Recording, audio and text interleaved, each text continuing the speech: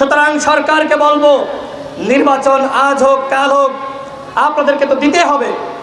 সুতরাং কবে নির্বাচন করতে চান তার একটি স্পষ্ট ডেট, একটি তারিখ ঘোষণা করেন, তাহলে আমরা রাজনৈতিক দলের নেতৃবৃন্দরা আমরা প্রস্তুতি নিতে পারবো।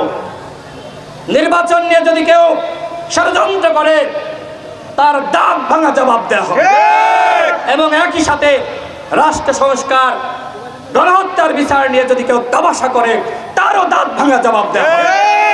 আমরা তিনটি জিনিস একসাথে চাই: গণহত্যার বিচার, রাষ্ট্র সংস্কার এবং এর সাথে নির্বাচন।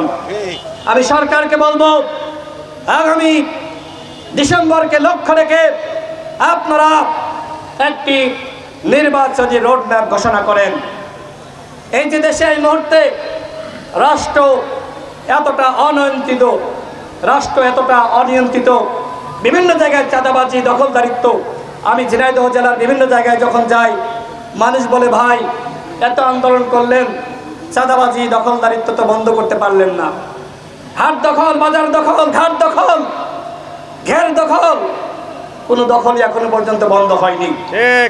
যারা এই দখল করছে এরা কেউ অভ্যুত্থানের নেতৃত্ব দেয়নি, এরা কেউ রাজপথে ছিল না।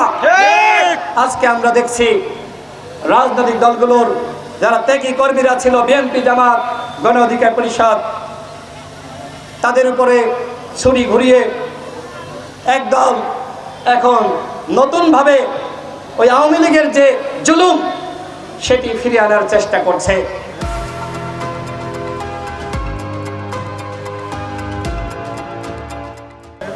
আমাদের স্পষ্ট বার্তা, যারাই আওয়ামী লীগের জুলুম ফিরিয়ে আনতে চাইবে তাদের পরিণতি আওয়ামী লীগের মতো হবে। সুতরাং যারা নেতা রাজনীতি করেন তাদেরকে বলবো, জনগণের কথা, জনগণের প্রত্যাশা, জনগণের আশা ভরসা সেটি নিয়ে ভাবেন। জনগণের বিরুদ্ধে গেলে আওয়ামী লীগ যেমনিভাবে রাজনীতি করতে পারে নাই, আপনারাও জনগণের বিরুদ্ধে গিয়ে রাজনীতি করতে পারবেন না। সুতরাং সময় থাকতে ভালো হয়ে যান, জনগণের উপরে নিপীড়ন করা বন্ধ করেন। আজকের অনুষ্ঠানের প্রধান ভবনে আসা সকল প্রিয় এলাকাবাসী, আজকে সমাজ রাজনীতি বিকালে ঘুরে বেড়াচ্ছে। আজ আমরা মামুন বক্তব্য রাখবেন। ধন্যবাদ।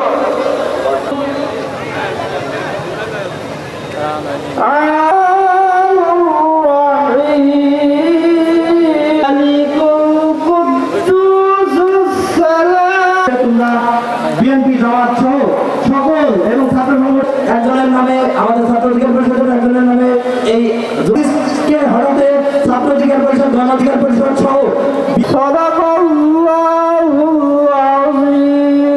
তারা এই আপামর মানুষের দুঃখ কষ্ট বোঝে। হরিণাকুণ্ডের উন্নয়ন হয়নি, উপস্থিত ঝিনাইদহ 2 আসনের তৈরি হয়নি। একটি বিরাট রাজনৈতিক দলের কুণ্ডবাসীর পক্ষ থেকে শুভেচ্ছা আসাদ খানের আগমন প্রতিষ্ঠা করতে চাই। আগামী নতুন বাংলাদেশ দেওয়ার ব্যবস্থা করেন। আমি আপনাদের সকলকে চেয়ারে বসা গণ অধিকার পরিষদ ঝিনাইদহ জেলা শাখার